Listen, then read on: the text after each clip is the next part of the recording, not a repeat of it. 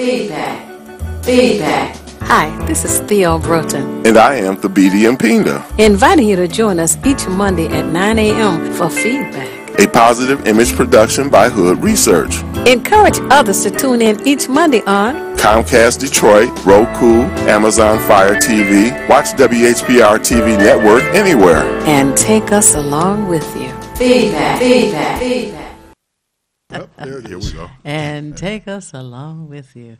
Thank you so much for tuning in to Feedback, a positive image production by Hood Research. My name is Theo Broughton, co-founder of Hood Research, and my co-host. Thabiti, and we welcome you to the program. And you know, we have today with us a most fantastic person. He's been on with us before. That is Lieutenant Colonel Lawrence Milburn. And I want to thank you so much for joining us this morning. Well, thank you for having me. Absolutely. Tell us about some of the fantastic things that you did out in Selfridge Air Force Base and all of that good stuff. Who is Lawrence Milburn? Well, pardon me. I was born in Detroit. I'm a Detroiter. Have been for some over 80 years. Let me put it that way. Went to Smith School. They changed the name of it now. I don't remember what it is, over on Hunt Street and between Charlevoix and Hunt. And spent a lot of time at Franklin Settlement, which is on the east side also. Charlevoix, yeah. And had a paper out that took me all over that area. Then went to Foch intermediate school, and from there I went to Aeromechanics, which is let me rephrase that, which is the best kept secret in Detroit. Absolutely. And it specialized in aircraft maintenance. I graduated from there. I was the first African American to graduate from that school, Aeromechanics. And they've changed the name now to Davis Aerospace Technical High School. And we'll remember the name Davis Aerospace. And then I went into the military and spent a long time there. Before I did that, I went in to work for Burroughs Corporation. Oh, yeah. They worked in their research and development group for a while. They went into the military and started out as an enlisted. I was NCO for 19 years, and then I got a commission and became an officer. And I was an officer for 23, so I had a total of 42 years in the military.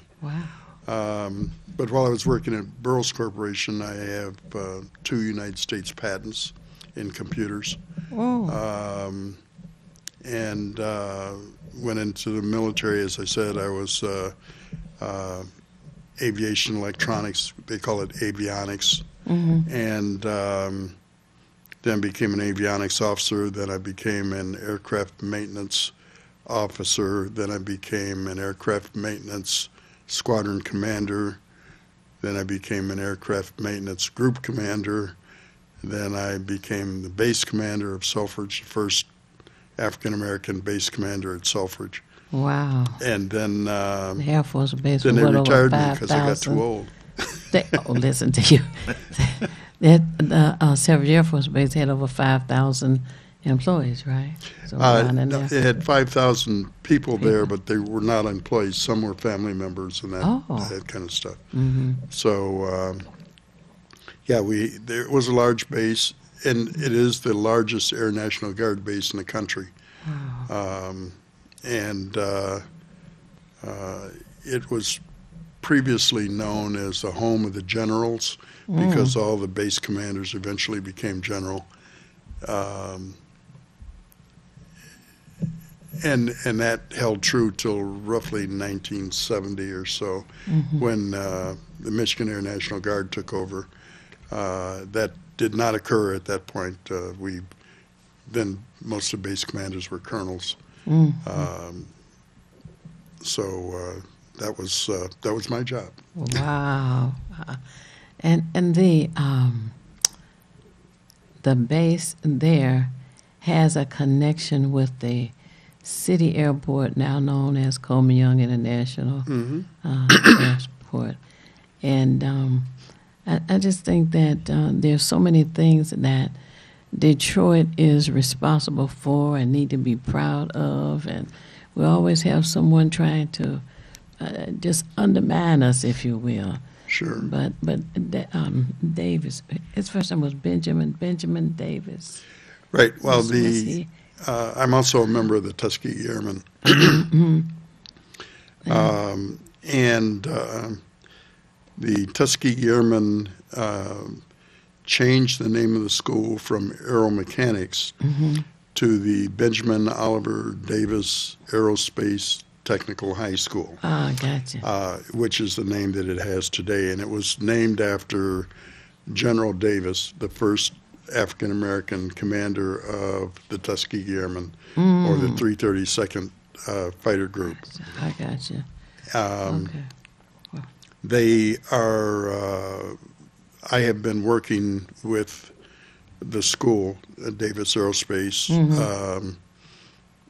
in an advisory committee since 1978. And in 2013, when they decided, they claimed they weren't closing the school, but it was the only school in the country that taught aviation located on an active airport.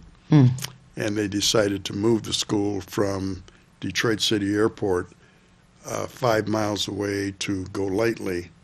And I suspect that they expected that the school would just kind of wither on the vine. However, the Davis Aerospace Technical Advisory Committee decided, no, we weren't going to let that happen. Right, So we've been fighting that ever since. And right now we are doing something that pretty much hasn't been done.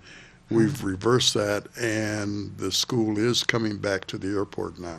All right. We have somebody on this phone. Our primary job, and that's been in the news, so I'm not talking out of turn.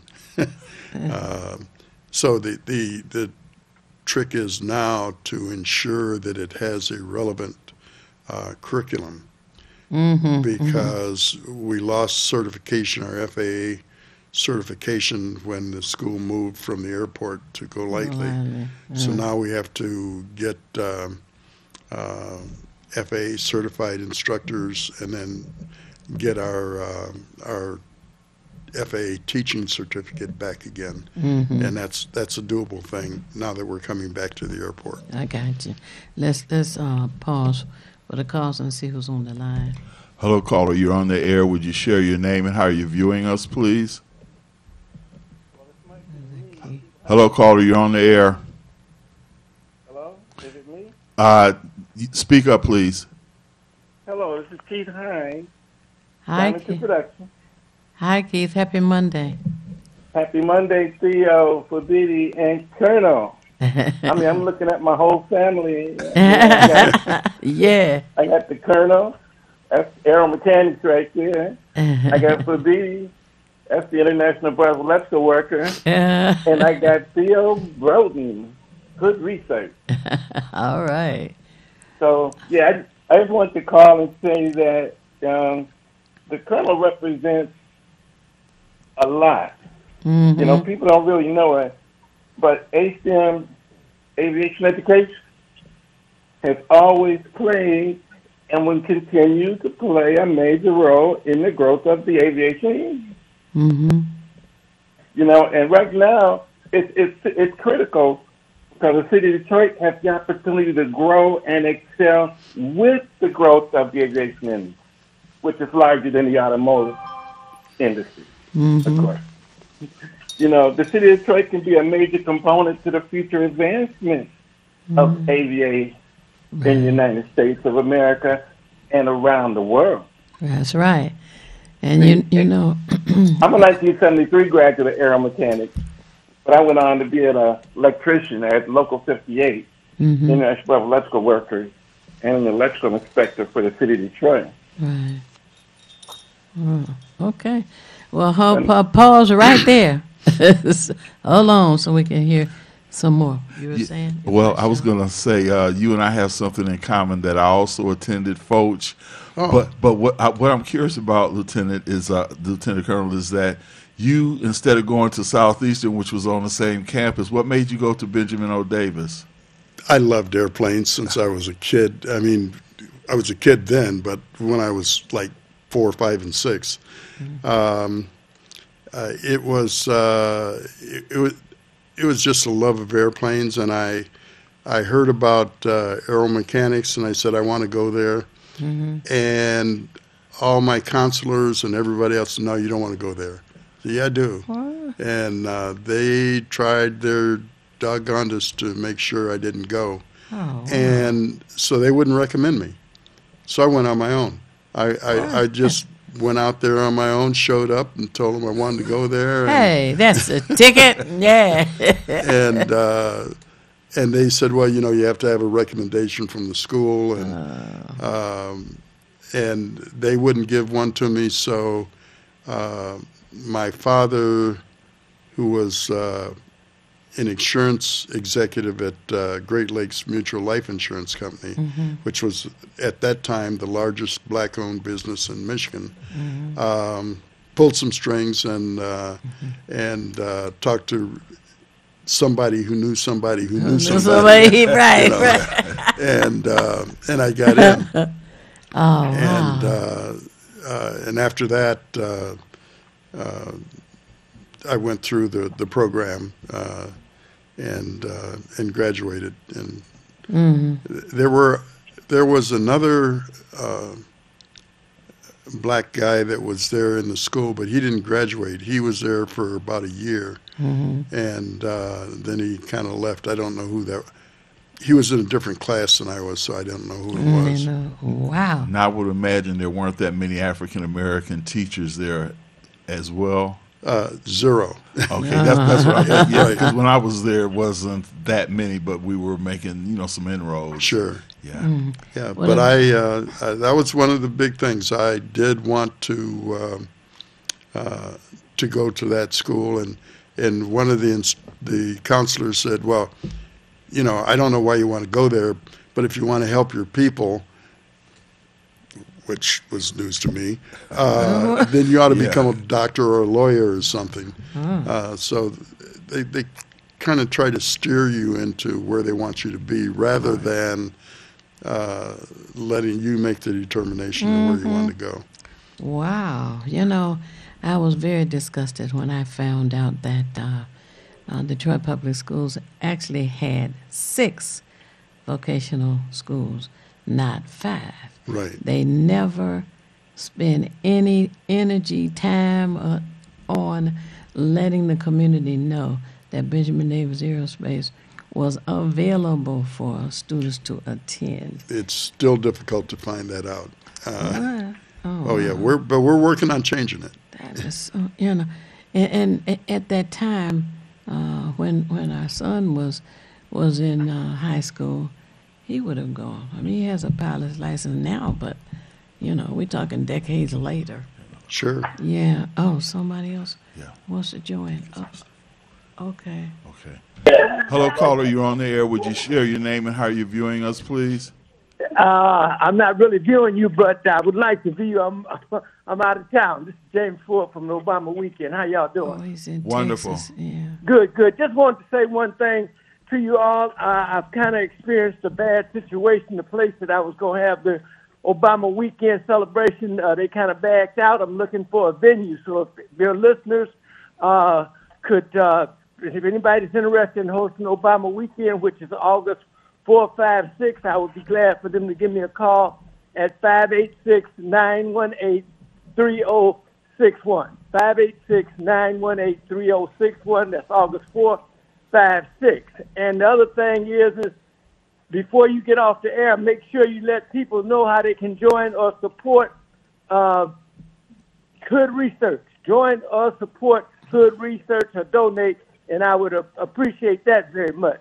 And then the other thing I want to say is I've been in 9 different cities in the last month and a half. I've not seen any drag racing and crazy stuff that's going on like it is in Detroit. It's terrible. Yeah, so if anybody wants to call the city council and complain about this, it's terrible what's going on in Detroit.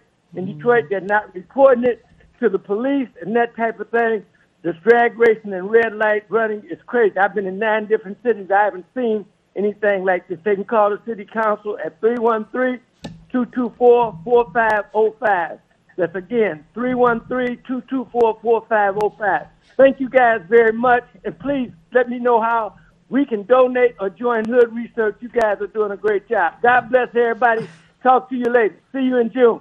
Bye-bye. Thank you. Bye. Thanks. Bye-bye. Thank you. Okay, next caller. Hello, caller. You're on the air. Would you share your name and how you're viewing us, please? Can you hear me? Yes. Oh, I just signed in and I was hearing you guys talk about the schools. Mm-hmm. I was at a state city address where Helen Moore was at Sacred Heart, and she's telling us that they have built radiation towers around the schools. Oh, yeah. So, and we went to city council about that because we don't want radiation attacking our children. We got enough attacks on our children. So, of course, we're in another fight to find out if that's true and how do we get that radiation towers away from our babies. Right. Okay. Wyandotte, the residents of Wyandotte have been fighting that because they have, 5 or 10 schools that have telephone towers on the top of the schools. And you can't put a tower up there without somebody okaying it or agreeing to it. And right. I don't know if it's the principal, school board, or whomever, but they're getting paid to allow them to put the towers on top of the buildings. And so now there's a court fight going on in Wyandotte. But we're just hearing about that report here in the city of Detroit. Colonel Milburn, have you heard any information about telephone towers on the airport grounds or around there? No, we don't have any cell phone towers on the airport. However, we do have radio towers to contact the aircraft, things of that nature, and we have a control tower. Well, you have to but have that's normally far enough away from anybody and anything that would cause anybody any damage. Control towers usually in the center of the field or far away from buildings and that kind of thing. And every major airport has them. We need air traffic control. That's right. Yeah. It's chaos if you don't have them. Yes. But there are none around the schools that are near the airport. And Dr. Vitti in his last school board meeting, addressed that in detail. I'm not an expert in where the cell towers are and how much power they put out, and there is an equation that tells you if you have so much power and you're some distance away, whether it's going to be harmful or not to you. And the FCC puts that out, and it's well documented. The one thing I can say is that we're concerned about the cell phone towers, and rightly so. But your cell phones themselves create radiation, but people don't seem to be worried about that. Right. True, very true. It's kind of like there for quite a while there was a concern about the flu shots putting a transmitter into your body when you got your flu shot, until somebody reminded them they don't need to do that. As long as you're carrying your cell phone, they can track you. So that kind of went away after people realized that they were already carrying their tracker. It's real interesting Right. because I know years ago when the cell phones came out, particularly the more advanced when they were speaking about the radio frequencies and where it was probably and the possibility of brain tumors or other Right. things that happen, and that they suggested people use the speaker phone or an external hookup to their Right. phone rather than have it right next to their ear. But nobody's heeded that message, so we only can wait and see what will happen. Right. And again, I don't claim to be an expert. I'm not picking sides. I'm just putting out some facts that I know that are true. Right. And I don't. Did they allow Davison Aerospace to reopen? Is it reopen and active now? I'm sorry, I didn't get that. Is Davis Aerospace School open and active now? Is what she said. Yes, the school is available. For example, if you want to, if you have a student that wants to go there, they are available. They are at Go Lightly, which is on Dickerson and Jefferson. It's Davis Aerospace at Go Lightly is the correct term for it. And they can start their program then, or there. And they do have sessions at the airport. As you get more knowledge, then they can take you out to the airport and start training you on airplanes. We actually, the city of Detroit has 4 aircraft that they own that the students can fly. And they have instruction on the flight program. They also have a maintenance program, but the maintenance program isn't up and running as well as it should be right now. But the maintenance program is a little bit more difficult than learning how to be a pilot. One of the neat things, however, is it used to be that if you went to Davis and you got your private pilot's license, on many occasions you would be able to fly from here to Grand Rapids or Lansing or wherever you wanted to go before your parents would give you the keys to drive from one side of the city to the other side. So the school is unique. It's exceptionally well done, and my recommendation for anybody that wants technology is to go there because you will get it there. Now, I wanted to ask, What are grade the did they age start? groups? How That's young what I was can gonna they ask. attend?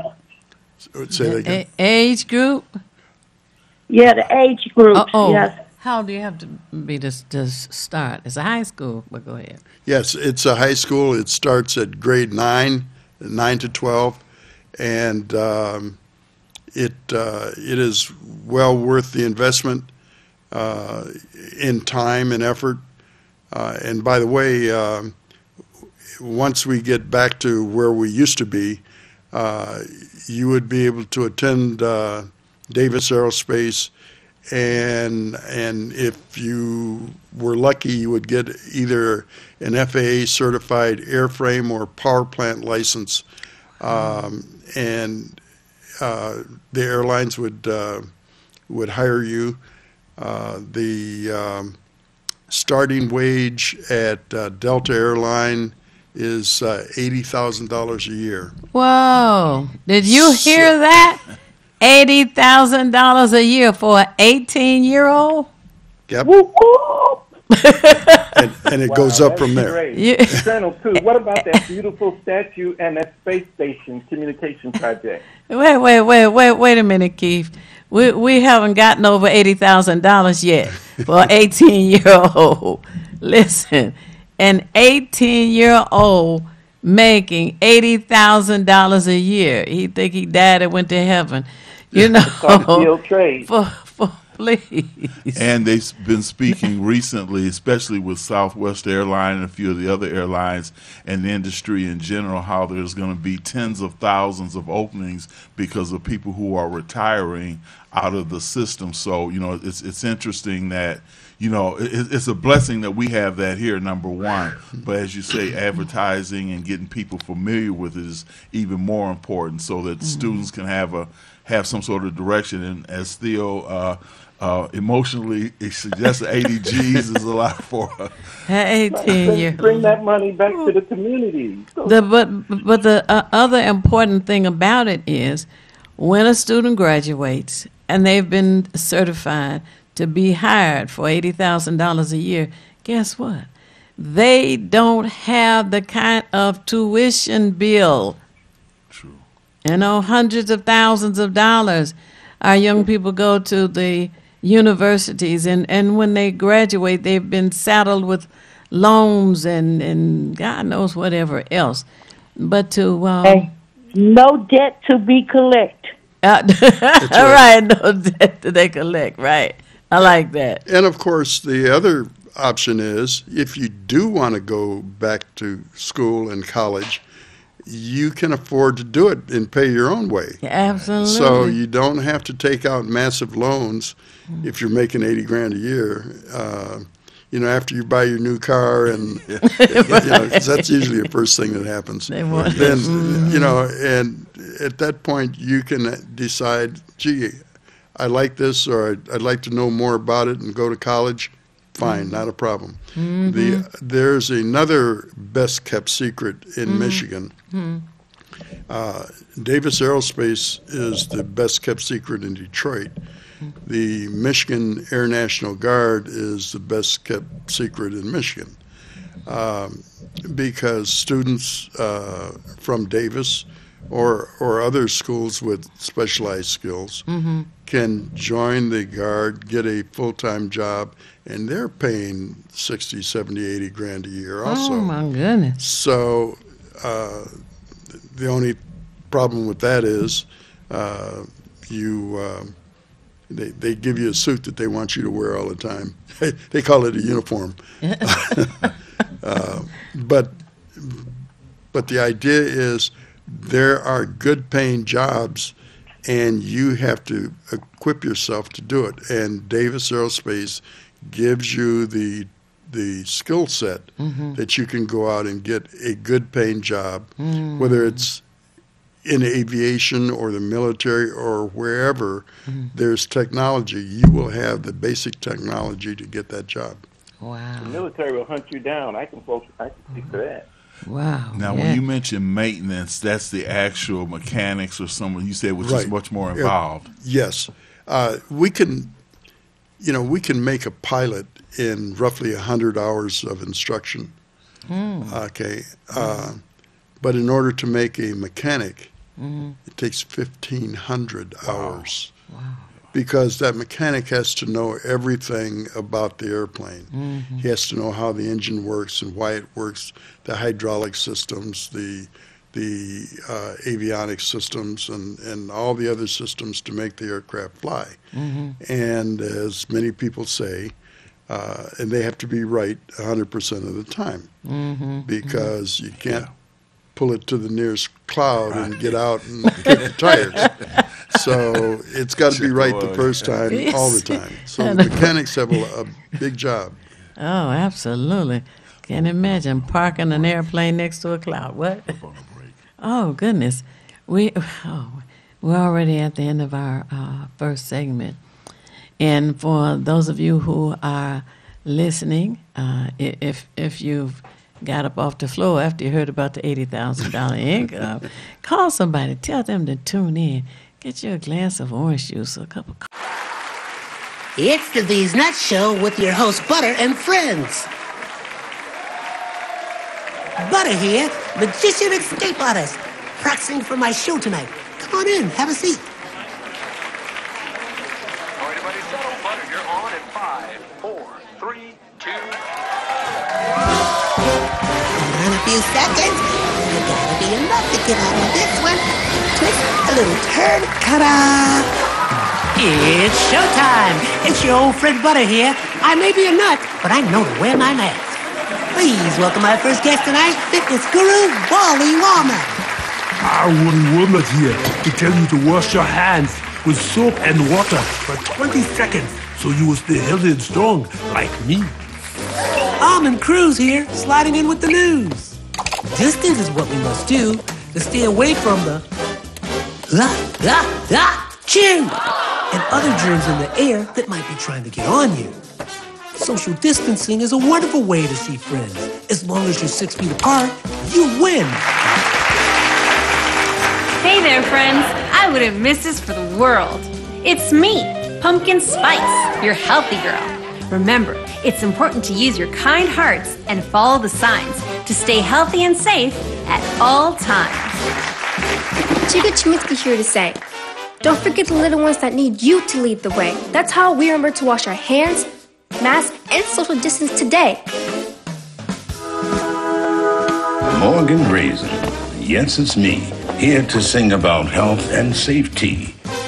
We are all here to help get a message out to your grapevine, teaching healthy choices to stay safe all the time.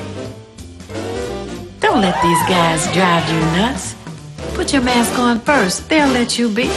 And it keeps me safe from the chin that's trying to get on me. Butter me up. She's right, you know. Thank you, Hallie Cranberry, for joining the show. Let's all be nuts about our health. Social distancing, wash your hands frequently, use hand sanitizer, and wear a mask. Practice what we learned to stay away from the germs. We're all in this together. Coming soon, the many adventures of these nuts in a theater near you. This is Bruce Simpson, your City of Detroit ombudsman. I am here to address all of your complaints and concerns. If you need assistance regarding city services, please contact my office at 313-224-6000 or contact us via email at ombudsman@detroitmi.gov. This is Bruce Simpson, your City of Detroit ombudsman. Feedback. Hi, this is Theo Broughton, And I am Thabiti Mpinga, inviting you to join us each Monday at 9 a.m. for feedback. a positive image production by Hood Research. Encourage others to tune in each Monday on Comcast Detroit, Roku, Amazon Fire TV, watch WHPR TV Network anywhere. and take us along with you. Feedback.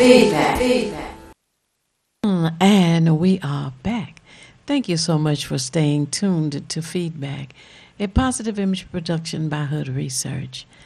And we didn't forget to say happy Monday to those of you who tune in. It's just that we are so excited about Lieutenant Colonel Lawrence Milburn being here with us today. Didn't want to miss a second of that. And all of this information that he's sharing. You know, I have a question. Is there an opportunity or possibility for an adult class? We used to have an adult class, and it was tied to WC3. But prior to the time we moved, they canceled that. I don't know how that exactly happened, but they don't have that anymore. That agreement probably expired between WC3 and Davis, is my guess. I don't know. Right. Well, that would be something. You know, there is a, I guess, offshoot is minor compared to learning how to fly an airplane and repair and all of that. But the what those little things that fly up in there? Drones. They use the drones, yeah. The drone classes.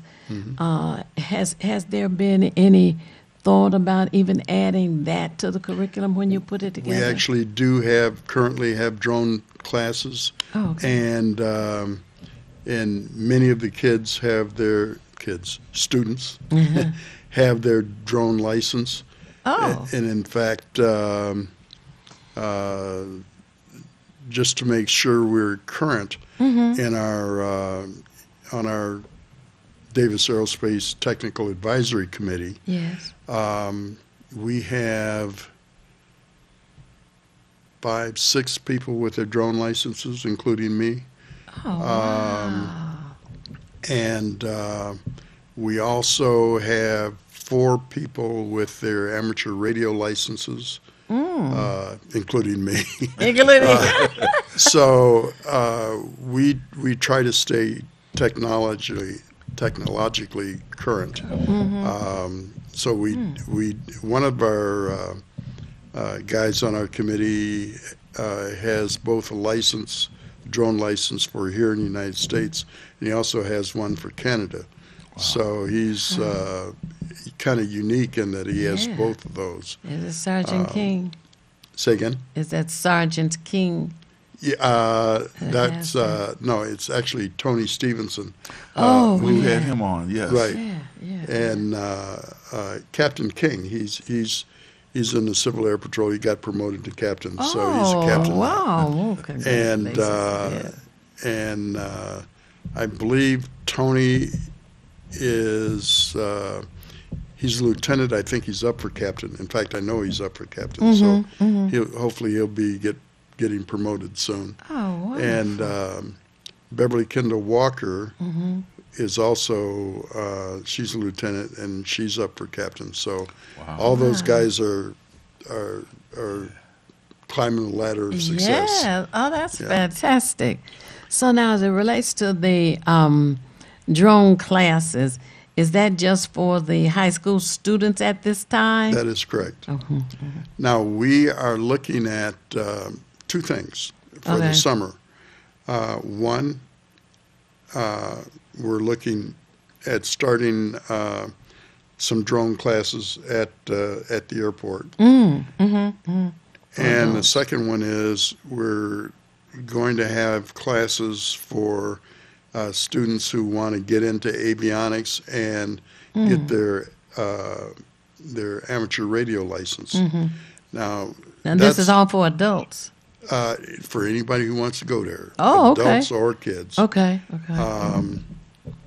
We're equal opportunity, non-discrimination folks. But last year in October, we did first for Detroit Public Schools in the sense that we had the students and with some technical expertise from the Hazel Park Amateur Radio Club, we built a radio station at the school at Golightly for the Davis students. And we contacted the astronauts that were on the International Space Station. October the 18th, yes. That's right. While they were in the air. Yes, and, man. That was a unique experience. Yes. The students did a phenomenal job. Wow. One of the guys at AMSAT, which is amateur radio on the International Space Station, called back and said that he had not heard any better questions in the 15 years that he'd been doing it. Those students did phenomenally well on asking intelligent questions. Wow. And that was one of the things that I was hard over on. We are an inner city school. We are a high school. We are a technical school, and I don't want to know what you had for breakfast, you know, or where do you go to the bathroom. I wanted the students to ask intelligent, technical questions, and they did. They did extremely well. Oh, beautiful. So our students, you say 15 students? Say again? How many students had that opportunity? We had 14 students. Wow, 14 students. Talk to astronauts in outer space on October the 18th, 20. 22. Oh, yeah. She's excited over there. Where is the avionics and the radio club classes? Where would they be located at? We'll be having them at the city airport during the summer. We're trying to get the specific dates right now. We haven't done that. To be announced. Okay. But we will be firming that up very shortly. Julio. Yeah, we're interested in getting that done. It's hard getting minorities into these highly technical fields because they don't know they exist, and that's what we're trying to do: is show them that there is something other than the 6-block radius that their world is in. Right, and so we're trying to get minorities into these technical fields where they can make a lot of money. You know, you had mentioned Dr. Vitti earlier. I'm wondering if he or the school board are aware of and are trying to themselves become involved in making this presentation to the, just the whole student body citywide. Well, yes, and answer is yes. On the 19th of May this year, we'll be having an open house at City Airport, and we expect to get roughly 400 students from DPS, and we do it every year, and I guess people are starting to find out about it. Other school systems are becoming interested in it also. However, our first prerequisite is for DPS. Absolutely. And we expect to have the Coast Guard. We'll have a chopper in. Homeland Security will have one of their helicopters in, and a fixed-wing aircraft. We're trying to get a flyby. We may or may not. In years gone by, we've had a KC-135 make a low altitude, high speed pass. Okay, now the KC-135 is a jet. That's a jet. What is it? Transport. A big aerial refueler. It refuels the fighter planes. Wow. In air.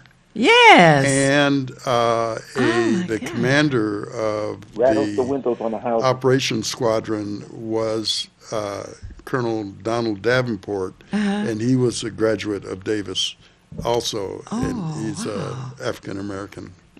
So he's at the Pentagon now. He went to Air War College, and they've got him all over the world doing all kinds of weirdo stuff. He's a poster child for what can be done if you go to Benjamin O. Davis. What is the date? What is the date and time for the open house at the city airport? It's the 19th of May, and it starts at 9 o'clock. Again, we expect around 400 students. We're not limiting ourselves to students. If an adult wants to come, fine. We'll take them too. Yeah, I'd like to bring my grandson. He's only 8. Well, we don't have a problem with age. So, yeah, you can do that.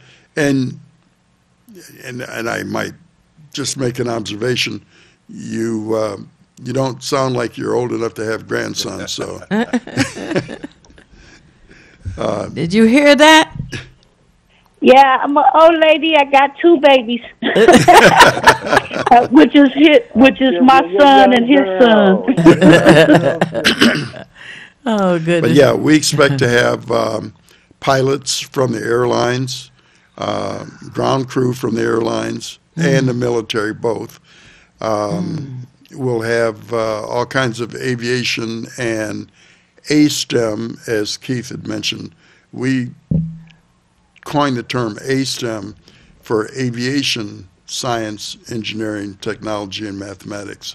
So we use that all the time. And we'll have also some of the people that helped build the the radio transmitter and tracking antennas and things of that nature for the space shot will be out there also from the Hazel Park Amateur Radio that's Club. Beautiful.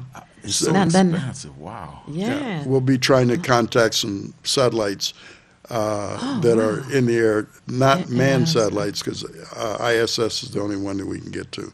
But there are other satellites up there that we can relay a signal from Earth to the satellite and back to the other side of the country. Wow. That is fantastic. That is graduates fantastic. from Davis can also get jobs with NASA because a friend of mine from Aero Mechanics got hired down at NASA after we graduated. Wow. And NASA. Okay, wow. Oh, wow. That is wonderful. Now, what day is the 19th of May? It's a Friday.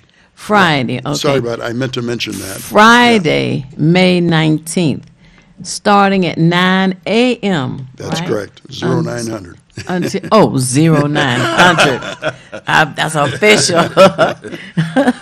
until 2 o'clock. Till 2. Okay. I want right. to backtrack just for a moment. When you were at Foch, were you involved in the ROTC? They didn't have ROTC. You see, okay. You're going back in ancient times now. I tell people I'm so old, God invented dirt 2 weeks after I was born. So, but no, they didn't have ROTC. I only said that because you did become involved in military, and that just seemed to be an automatic transition. Right. I didn't get involved when I was at Foch or Southeastern, but I was just very curious about that. Sure. No, they did not have. Well, they didn't have it at Foch. Now, I lived in Conant Gardens, so at that time, Pershing perhaps had it, but I don't know. Wow. That's my wonderful. counselor didn't want me to go to Aero Mechanics because they didn't have girls or sports. Yeah, that's a fact. And you really had to be dedicated to go to Aero Mechanics. They didn't. Well, when I was there, they didn't have any black folks. They didn't have any girls. They didn't have any sports. They didn't have band. No, they didn't have prom. Oh, they no. And the school went an extra month in the summertime. Oh. Everybody gets out in June. We didn't get out until July. Oh, wow. So you had to really want to be there because they didn't have anything that all the other high schools had. Wow. That's interesting. They had airplanes. Now, as it relates to, you got a question? No, I was listening. No, they had airplanes, real airplanes. That's right. Now, that was fascinating. I was a kid with a model airplane, a Cox P-40 Warhawk with an 049 engine sitting on his dresser. I took apart, making time to put it back together, and I said, a real airplane? Yeah. Yeah, we couldn't hug girls, but we could go hug an airplane. Man. But to be interested from the time you are 4 or 5 years old, that shows dedication, the commitment to a field that turned out to be very rewarding for you. It was and is still. And the one thing I guess I do want to mention, and that is the road to getting from point A to point B is not straight. I wanted to be a pilot, and that didn't happen. I had 20/25 in my left eye, and you have to have 20/20 in both. So that shot me down from being a pilot. But I wanted to know about airplanes. I didn't know that I couldn't be a pilot until I was much older. But I went to Davis or Aero Mechanics just so I would be more competent in flying. And there are always setbacks. There's always going to be somebody in your way or something in your way. And the trick is to figure out how to get around it. You can get over it, around it, under it, through it, whatever. But the idea is don't lose sight of where you're trying to go, and then get there. And again, it's not a straight line. Sometimes you're going to have to go to the left, and sometimes you have to go to the right. Sometimes you have to take a step back, but don't lose track or sight of the goal that you're trying to get to. What I learned, and people used to say, well, you've done this and you've done that and you've done the other, and all this stuff, you've done so much. But I figured out when I was in the military how to do that. One good thing per year. And after 10 years, they'll say, look at all the stuff you've done. Yeah. One good thing per year. Like that. Wow. And that should be your goal. One good thing that you can stand on that maybe nobody else has done, or very few people, or whatever. One good thing per year.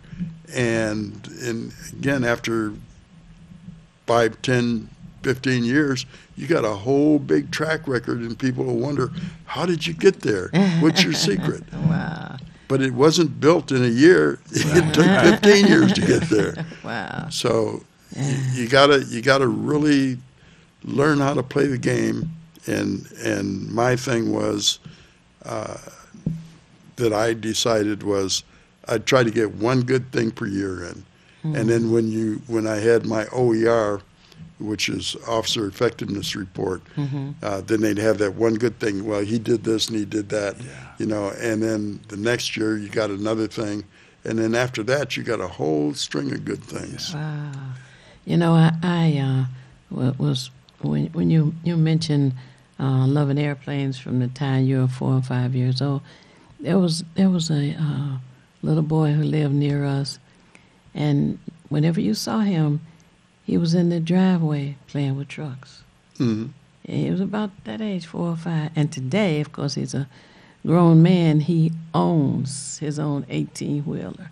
Yep. And that's when I was talking about, the commitment and loving a particular area, a career idea. And, And I wanted to ask you about the patents. You mentioned that you have successfully acquired 2 patents, but there's another person on the line. Hello, caller. You're on the air. Would you share your name and how you're viewing us, please? Hi, this is Lori Parks. How are you this morning? I am on the phone listening. Hi, Lori. Thanks so much for tuning in. Yes, listen, I was calling because, it'll be 60 years since the March on Washington. August the 26th. August 26th. So we are trying to gear up to get to Washington for that I Have a Dream March. And so I was just letting people know that we are signing people up at the National Action Network every Saturday at 10 o'clock. Okay. But on Saturday the 13th, I'll be at Mallet Park, which is on Hubble and Plymouth, from 10 o'clock in the morning until 9 o'clock that night. And we're going to sign up people, not just only to go to the march, but also for voter registration. And I'll be there with Oak Street Health also. So I wanted people to come out on Saturday to sign up to go to the March on Washington, which is the 60th anniversary of the I Have a Dream speech. So that's why I was calling Theo. And I'm so proud of the work that Hood Research has always done and is still doing to connect our communities with the things that we need to know about. Well, thank you guys for taking my call. Oh, you're welcome. Thanks for calling. Thanks for calling. All right. All right. Bye-bye. Bye. Yeah, and two, the aviation industry is so large. It's larger than the automobile industry. Just like you have a whole crew of people on the assembly line putting planes together. Not only do you have a crew building the planes, but keeping them in the sky. The colonel can give you the details on. Okay. Well, first I want to ask a question again. You mentioned earlier that you have patents that have been approved by the federal government. Mhm. Can you tell us about those 2 patents? Sure. I'll try and make them not too difficult. Okay. But they're in the computers or in calculators and things of that nature, where you're typing in things, or you have switches that you want to make things happen. When you push a button or you flip a switch, there's what they call contact bounce. That means that the contacts close. They don't close cleanly. They close and they bounce. They chatter. So when you push a 3, you want 1 3. You don't want 17 3s because the contacts are bouncing. So my patent is a system for, I'm trying to think of the correct name. I got it in 1976, so I have to stop and think. A system for fundamentally for reducing the effects of contact bounce. And for example, when you throw the light switch to turn the lights on, those same contacts bounce, but you don't see it. Right. And you don't see it because it happens so fast that your eye can't follow. For example, now we're sitting, you have lights on in the studio. Yes. The lights are turning on and off 120 times a second, but you can't see it. Oh, wow. Now, Keith, I want you to chime in on this because both of us are electricians, retired but electricians, and I didn't know this. So does that have something to do with the sine wave itself? Sure. Okay, that's what I was thinking. Yes and no. The contact bounce, when they bounce, there's a high frequency component and a low frequency component. And the sine wave, if you look at a dirty sine wave, if you've seen it on an oscilloscope, it'll come up and you'll see little spikes in it. That's the switch contact bounce. And in DC, it's even more pronounced because DC is a level, and then you'll see the bounces and the chop in there. And it makes it look like you push the switch more than once. Wow. And that's not good. And the pulses are very short, in the neighborhood of a few microseconds. And so the electronics will see it, but your eyes won't. Wow. And so the electronics will say, oh, he's turned that thing on and off 16 times, and we're going to react 16 times. And you don't want it to. You only want it to react once. So that was one patent. Oh, well, we got to stop for a break. And we'll hear the second patent after the break. Okay. But also that reminds me of the lawsuit that was filed when people were being brainwashed in the movie theaters. But replenish your orange juice, coffee, water, tea, and come back with me. We'll be back momentarily. This is Bruce Simpson, your City of Detroit ombudsman. I am here to address all of your complaints and concerns. If you need assistance regarding city services, please contact my office at 313-224-6000 or contact us via email at ombudsman@detroitmi.gov. This is Bruce Simpson, your City of Detroit ombudsman. It's the These Nuts Show with your host, Butter and friends. Butter here, magician escape artist, practicing for my show tonight. Come on in, have a seat. Everybody settle, Butter. You're on in 5, 4, 3, 2. In a few seconds, you gotta be enough to get out of this one. Twist a little turn cutter. It's showtime. It's your old friend Butter here. I may be a nut, but I know to wear my mask. Please welcome our first guest tonight, fitness guru, Wally Wallman. Our Woody Woodland here to tell you to wash your hands with soap and water for 20 seconds so you will stay healthy and strong like me. Almond Cruz here, sliding in with the news. Distance is what we must do to stay away from the chew and other germs in the air that might be trying to get on you. Social distancing is a wonderful way to see friends. As long as you're 6 feet apart, you win. Hey there, friends. I wouldn't miss this for the world. It's me, Pumpkin Spice, your healthy girl. Remember, it's important to use your kind hearts and follow the signs to stay healthy and safe at all times. Chica Chiminsky here to say, don't forget the little ones that need you to lead the way. That's how we remember to wash our hands, mask, and social distance today.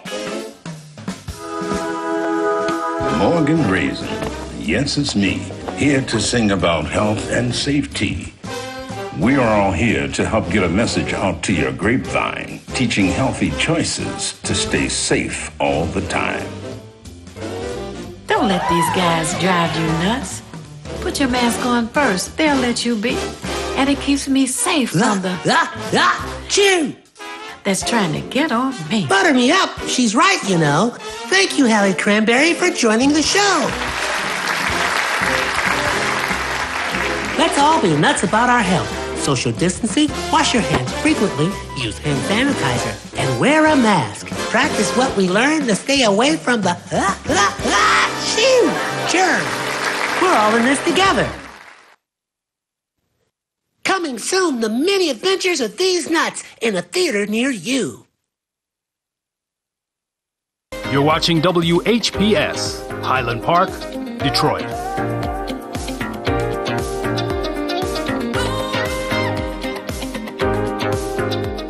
WGPR Detroit, HD2.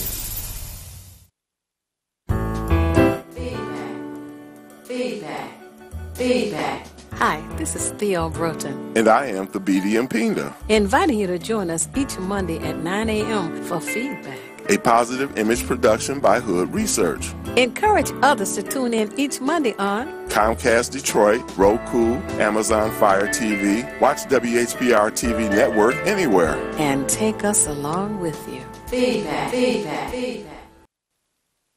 With you. I always say that's my favorite commercial. But anyway, thank you so much for staying tuned to Feedback, a positive image production by Hood. It's time to do something more. Join the Detroit Police Department, either straight up. Lieutenant Colonel Lawrence Milburn, a gentleman who has spent his life dedicating it to the upliftment of our community and letting the members of our community know about what's available.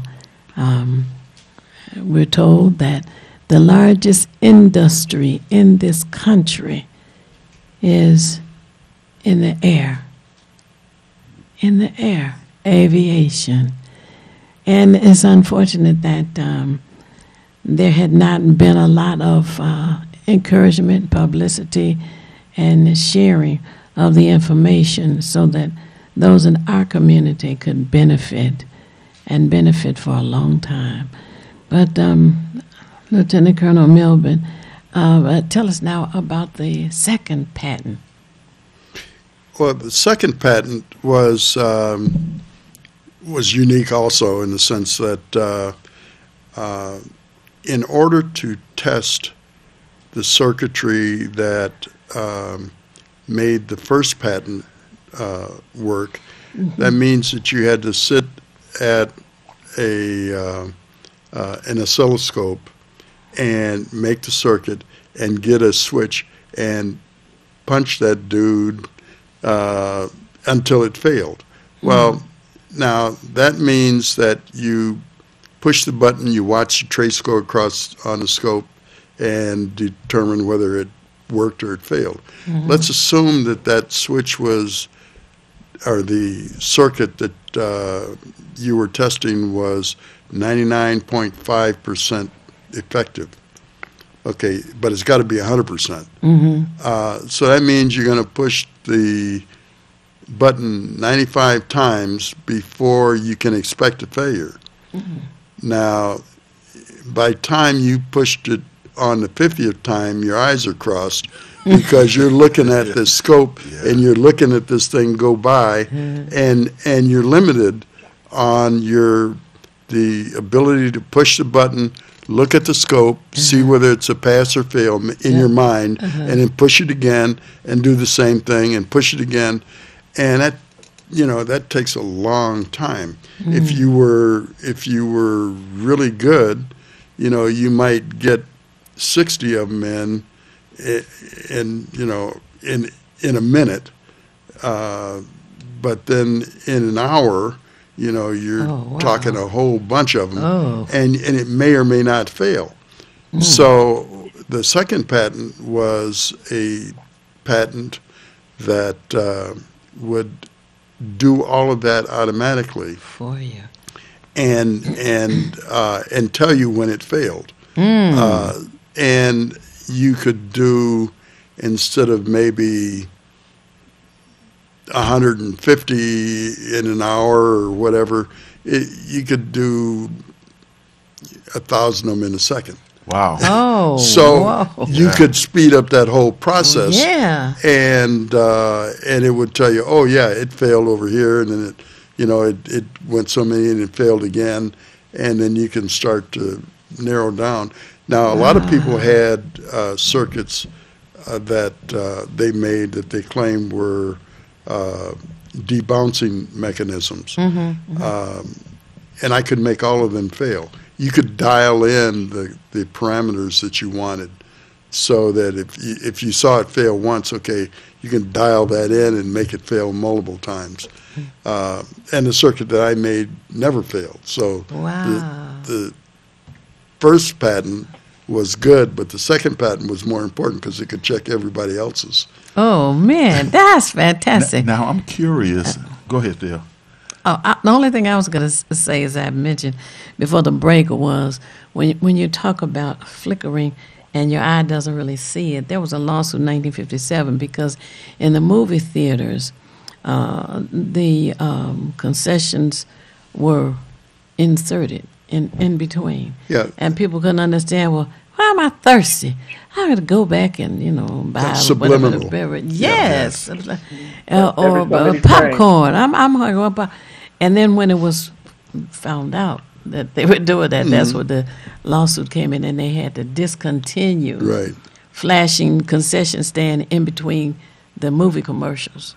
The frame rate would be so fast that subconsciously you couldn't pick up on. Subconsciously you pick up on what your conscious mind couldn't. Now, what I was going to ask you is, because I'm going to visit, like Theo mentions from time to time, the Elijah McCoy, I believe that's with the Patent and Trademark Office that we Okay. Now, when you put your patent in, then do you, I guess, shop it to industry or something like that to see if they can use it in some of their applications? How does that part of the process work? That's a very interesting question. So when you work in research and development, and you submit for a patent, prior to the time you submit for the patent, when you join the research group, anything you write, develop, contrive, whatever, belongs to the company. And so when I got my patent, the patent attorney says, well, and it takes years to get a patent.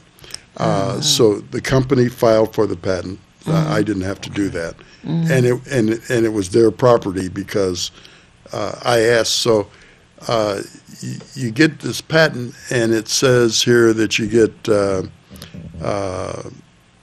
other valuable considerations. I said, and he gave me $1. And I said, and what are the other valuable considerations? Yeah. And he said, well, you're still working here, aren't you? I said, okay. The nerve of some people. So it's $1 and other valuable considerations. Now, some companies give you more. When I was at Eaton Corporation, my very good buddy who I'd known for years and years. We worked at Burroughs together. And then I went into the military, and I was there. And then when I retired from the military, he called me to work at Eaton Corporation's research group. And they were given like $750 for a patent. Now, when we were working at Burroughs, when he left, I think he had one patent, and he went to Kodak and a couple other places. He was going to be an astronaut, but he tried out for it. He didn't make it, but he was in the running. And when I left, I had 2 patents, so I was one ahead of him. But then I went in the military, and I was there for a bunch of years. And when I came out, he had 15, and I still had 2. Oh, wow. So, but he was a really sharp guy. And of course, he had his doctorate in physics. So, you know, him and Einstein were up there by themselves. But he and I went to work at Eaton Corporation at their research and development group here in Detroit on Lasher and the Lodge. And he and I worked on several other things that Eaton has, but he got paid a lot more. There's another guy in there, I think, with 34 patents or something. Wow. You know, and it's interesting. Once you get into those circles, it reminds me of a thing where this football player had this girlfriend, and he just out of college, you know, and he won the Heisman Trophy, and he was trying to explain to his girlfriend that's you know only one guy gets that, you know, and I got it, you know, and I'm somebody or whatever. And then he went to all his teammates, and his girlfriend said, well, you know, you said that, you know, you were special and you got this thing. Everybody has them. You know, all of his teammates, because they're all pros and they're all, you know, coming out of college, and they grab the best people they can grab, and they grab the Heisman Trophy guys. Right. He said, every house I've been to, they have them. You're not so special. And so I guess what I was saying was, once you start in those circles, you know, I got 2 patents, and John had 15 or whatever, and this other guy had 34. You think you're special, but you're not. You had mentioned earlier about the vision. You have to have 2020. Has there been any change with all of the new computer, you know, developments? There are several things down the road. The pilots still have to have, in order to become a pilot, you have to have 2020. And when I found out I didn't have 2020, I was trying to get into the Air Force Academy, the first class of the Air Force Academy. And I didn't understand the game. You know, some guys are sharp, some guys are not so sharp. The game was, one, the first class of the Air Force Academy didn't have any blacks and weren't going to have any blacks in it. I didn't understand that. And so I was arguing with the flight surgeon about how I didn't really need 2020. I just need to be able to see the radar in the airplane. And he was trying to explain to me that, you know, in fighter pilots, it's the guy who sees the other guy first who's usually going to be the winner. Well, I wasn't having none of that. So we stepped, there was a guy, several people behind us, so we stepped up out of the way so the next guy could do his thing. So I'm halfway between the starting line where the guy had to stand and the chart that he had to read. I'm halfway there.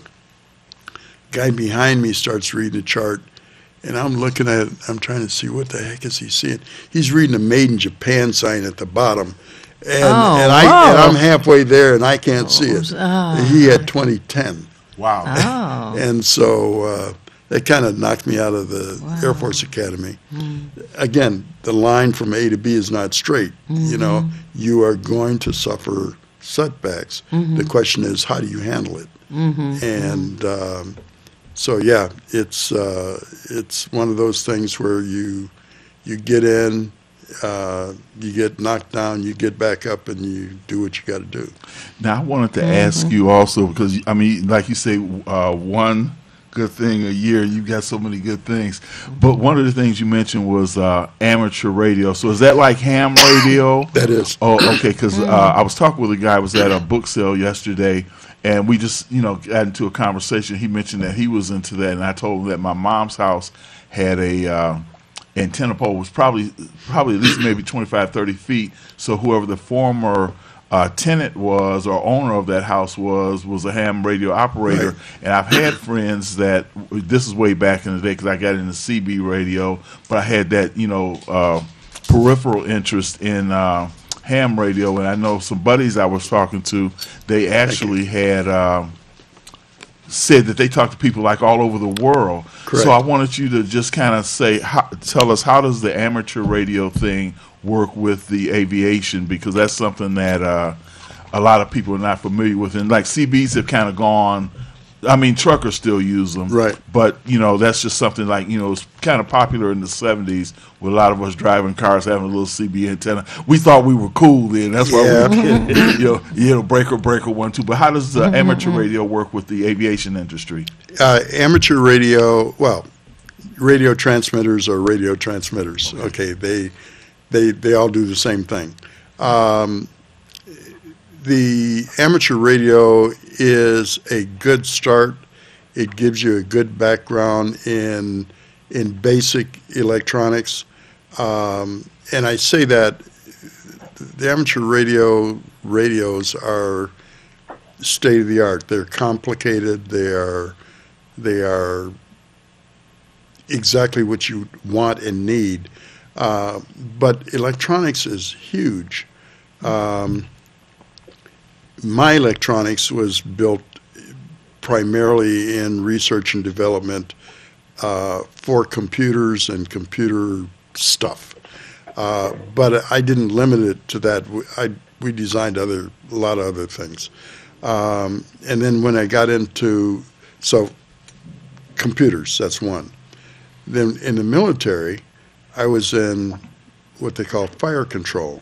Fire control doesn't have anything to do with fire. It is the radar systems and the missile systems and the gun systems on the airplane. So radar is an outgrowth of radio, but is much more complex. And then you get into the missile systems. That's even another separate category. So what you find that electronics is huge, and then the electrical systems are huge.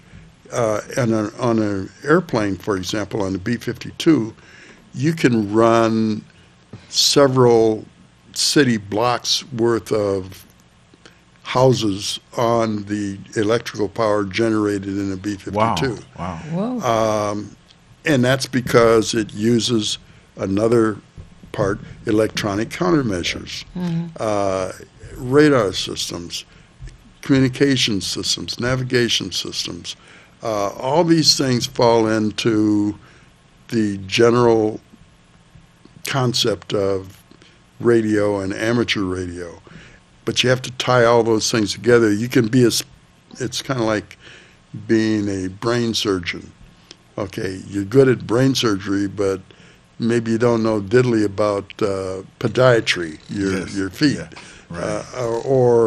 Or you can be a ear, nose, and throat, ENT, but you don't know anything about audio-visual, your eyes or whatever. So they're all compartmentized, but they all support one another. The basic things are still the same. Radar, for example, the term, I don't know whether you know. It's an acronym. Yeah. It is radio ranging and radio acquisition, something in ranging. I know it, and I don't know why I'm drawing a blank right now. You get old. 2 o'clock tonight, I remember. We got a caller on the line. Because lasers the RA is radio, D is detection, and A is ranging.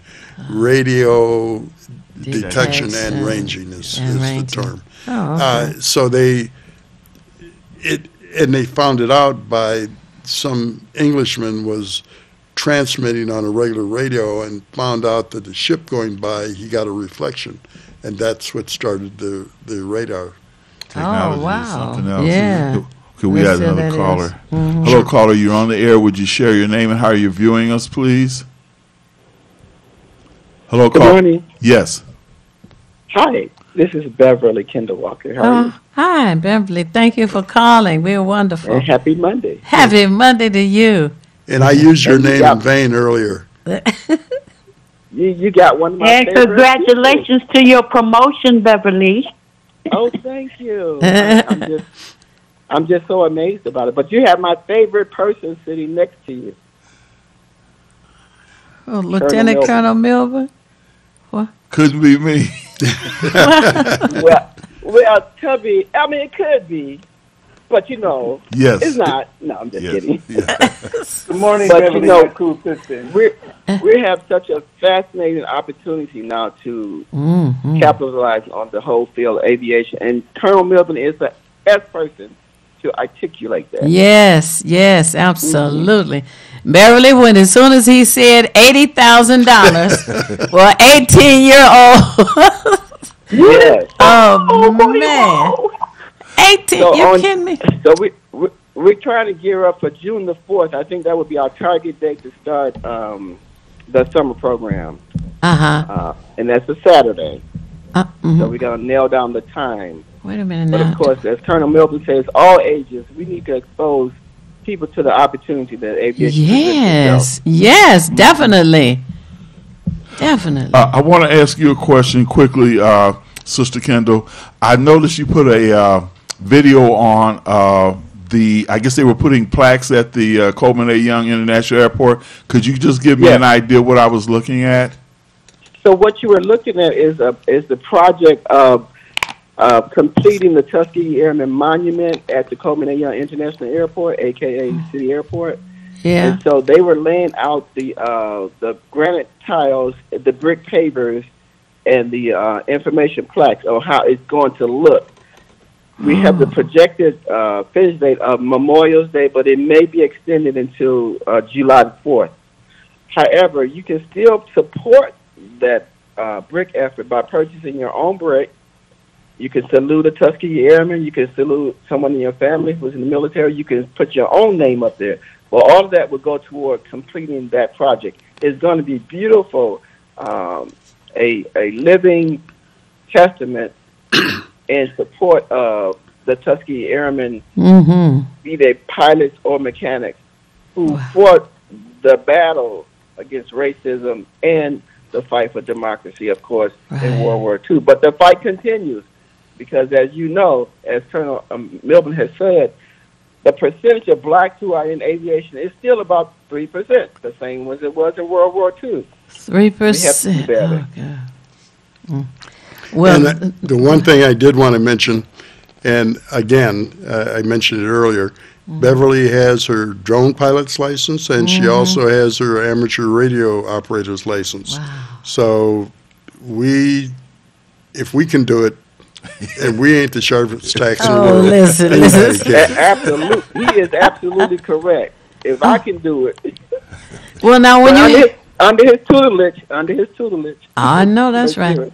Well, now for the afternoon that you're planning, will you be demonstrating you say ham radio, you say? Mm-hmm.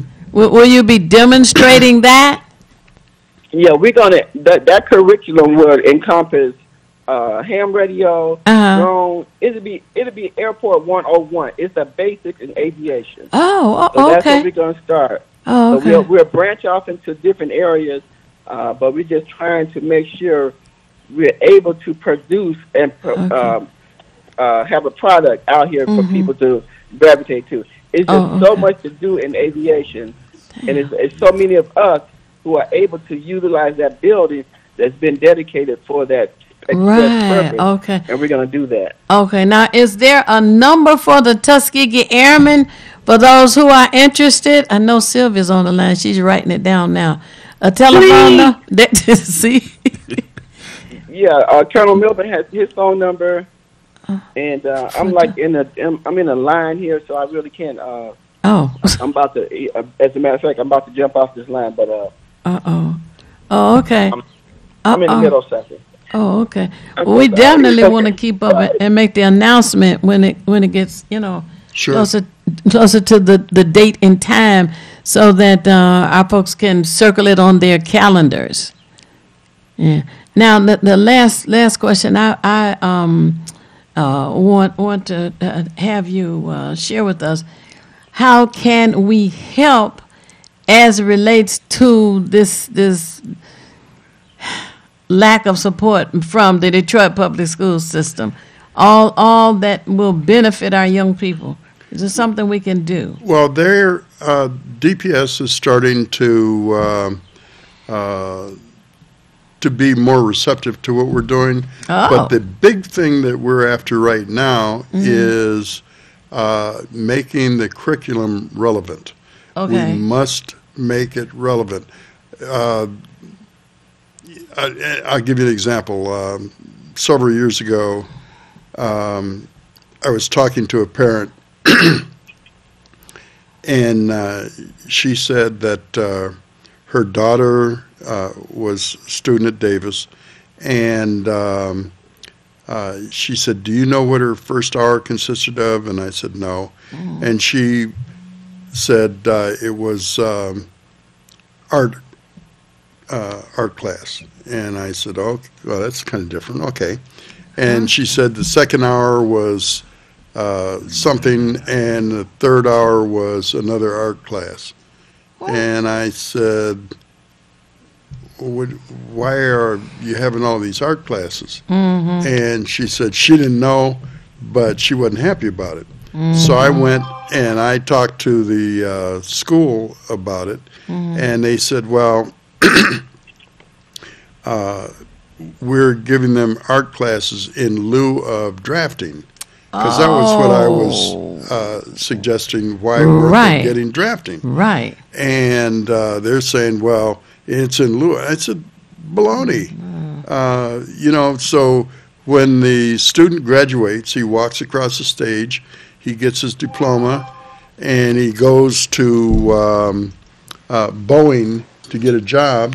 And the president of Boeing has him in the office, and he says, "Oh, gee, that's a really nice Rembrandt you have there." Oh, Lord. But he's looking at a diagram from an airplane. He doesn't know which end is up. So he's got to have relevant curriculum classes. Okay. And when I was there and Keith was there, every class we had was a class in had an aviation component to it.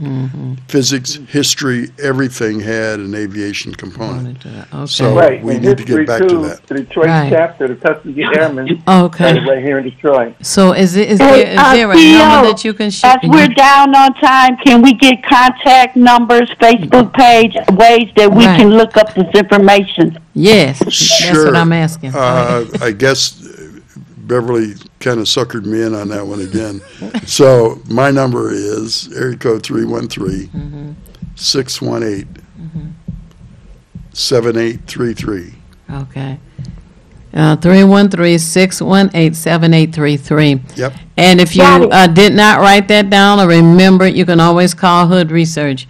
And the telephone number for Hood Research is area code 248-234-2371. Again, area code 248-234-2371. And we always like to say, it's not necessary for you to know everything. What is necessary is for you to know how to find what you need when you need it. We at Hood Research seek out as much information as we can to share with you, encourage you to share with us. You can always call Hood Research for information. Beatty? And as I always say, if you want to be nothing, do nothing. But the only problem with doing nothing is you never know when you're finished. And we want to get you involved in aviation. That's right. So and I want everybody- to Always Okay, go ahead. Everybody's had a famous saying there, so I'll have mine. Yes, okay. Lieutenant Colonel Milburn has a famous saying. Well, everybody else had one. So keep on doing what you're doing. You're going to keep on getting what you got. So you got to change. All right, right. And thank you so much for being with us today. And we will do all that we can to encourage a better curriculum and attend the school board meetings, which are 12 months of the year. They don't get out when the students are out for summertime. The superintendent and the board meet every month. It's generally the second Tuesday. But you can call Hood Research and go with us, because we're going to help Lieutenant Colonel Milburn press for the best curriculum for the people in our community. Tune in again next Monday right here, 9 a.m. Peace. Feedback. Hi, this is Theo Broughton, And I am Thabiti Mpinga, inviting you to join us each Monday at 9 a.m. for feedback. a positive image production by Hood Research. Encourage others to tune in each Monday on Comcast Detroit, Roku, Amazon Fire TV, watch WHPR TV Network anywhere. and take us along with you. Feedback.